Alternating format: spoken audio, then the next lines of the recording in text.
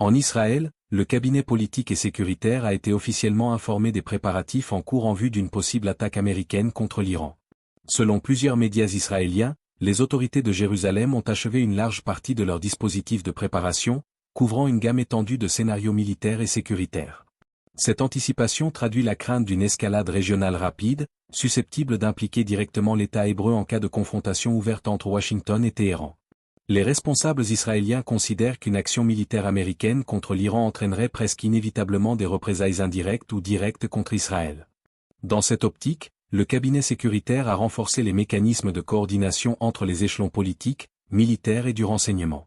Les services de sécurité évaluent en permanence les menaces potentielles, notamment les tirs de missiles balistiques, les attaques de drones et les actions menées par des groupes alliés de l'Iran dans la région. Sur le plan militaire, l'armée israélienne a élevé son niveau d'alerte. Les systèmes de défense antimissiles, dont le dôme de fer, fronde de David et Arrow, sont placés en état de vigilance accrue. Les forces aériennes et les unités de défense civile ont également été mobilisées afin de garantir une capacité de réponse immédiate en cas d'attaque. Des exercices et simulations ont été menés pour tester la résilience des infrastructures critiques et la rapidité de réaction des forces armées. Les autorités israéliennes soulignent toutefois qu'Israël ne cherche pas l'escalade, mais se prépare à l'éventualité d'un conflit qui lui serait imposé. Cette posture vise à dissuader toute tentative de représailles iraniennes, tout en rassurant la population israélienne face à une situation régionale de plus en plus volatile. À Jérusalem, le message est clair, l'État d'Israël entend préserver sa sécurité et sa stabilité, quels que soient les développements à venir sur le front iranien. Face à la montée des tensions avec l'Iran, la coordination militaire entre Israël et les États-Unis s'est considérablement renforcée. Au cœur de cette coopération se trouve le chef d'état-major israélien Eyal Zamir et le commandant du CENTCOM, commandement central américain, le général Brad Cooper. Les deux responsables ont multiplié les échanges stratégiques afin d'anticiper les conséquences d'une éventuelle attaque américaine contre l'Iran et d'en limiter l'impact sur la sécurité israélienne. Cette coordination repose principalement sur le partage de renseignements en temps réel et sur l'alignement des doctrines défensives. Les services de renseignement israéliens et américains travaillent conjointement pour évaluer les capacités iraniennes, notamment en matière de missiles balistiques, de drones armés et de cyberattaques. L'objectif est d'identifier rapidement toute menace imminente et de permettre une réaction coordonnée en cas d'escalade. Sur le plan opérationnel, les discussions ont porté sur la protection de l'espace aérien israélien et sur l'intégration des systèmes de défense antimissiles israéliens avec les capacités américaines déployées dans la région.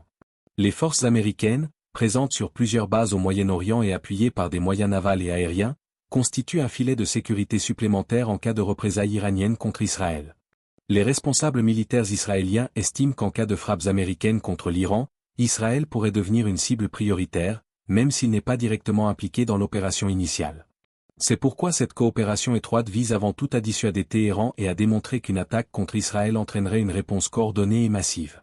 À travers cette alliance stratégique, Israël et les États-Unis cherchent à envoyer un message clair à l'Iran, toute tentative de déstabilisation régionale sera anticipée et contrée collectivement.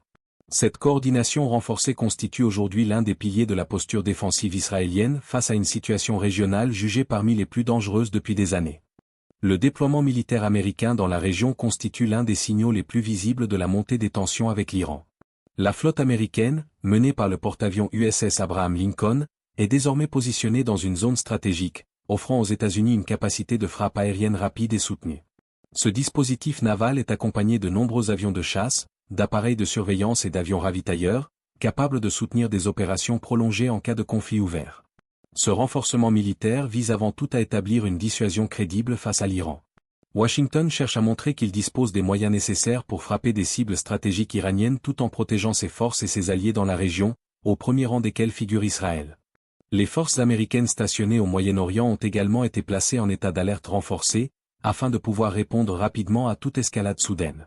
Du côté iranien, ce déploiement est perçu comme une menace directe contre la souveraineté nationale.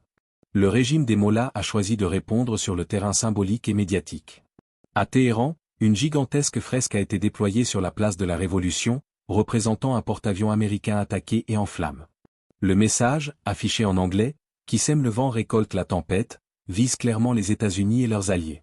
Cette mise en scène s'inscrit dans une stratégie de guerre psychologique destinée à dissuader Washington de toute action militaire et à galvaniser l'opinion publique iranienne.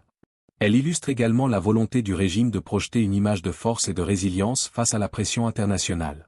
Toutefois, derrière cette démonstration symbolique, les observateurs notent que l'Iran cherche avant tout à éviter un affrontement direct, conscient des risques considérables qu'un conflit ouvert ferait peser sur sa stabilité interne et régionale. L'Iran affirme disposer d'un important arsenal militaire capable de répondre à toute attaque extérieure. Selon les estimations des services de renseignement occidentaux, le stock de missiles balistiques iraniens serait compris entre 1500 et 2000 unités, faisant de l'Iran l'un des acteurs les plus lourdement armés de la région dans ce domaine. Ces missiles, de portée variable, constituent le principal outil de dissuasion du régime face aux États-Unis et à Israël.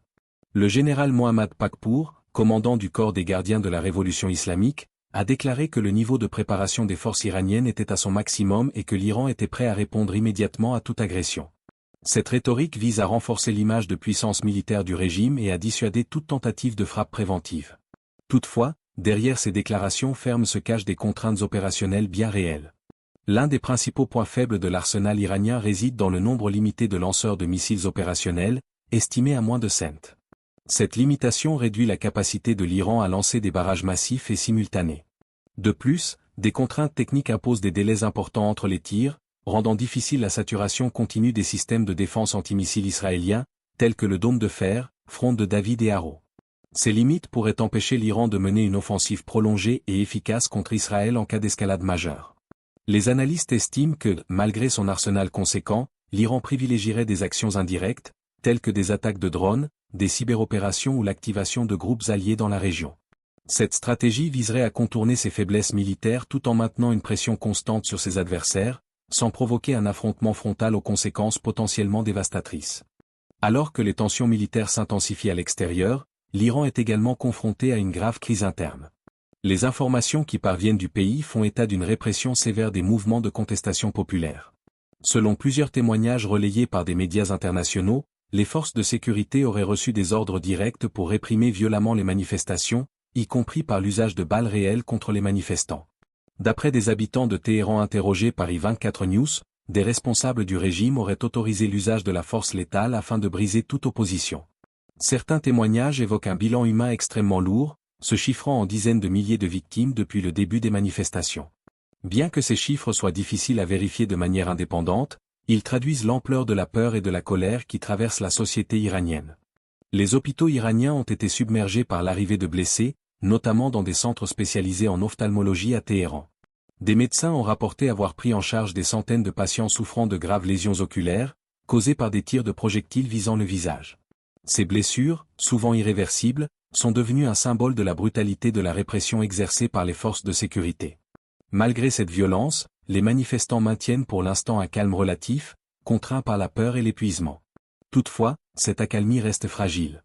De nombreux Iraniens affirment être prêts à descendre de nouveau massivement dans les rues au moindre signe d'action militaire américaine contre le régime. Parallèlement, un sentiment croissant de frustration se développe également à l'égard du président américain Donald Trump, accusé par certains manifestants de ne pas avoir tenu ses promesses de soutien. Cette combinaison de pressions internes et externes fait de l'Iran un pays au bord de l'explosion.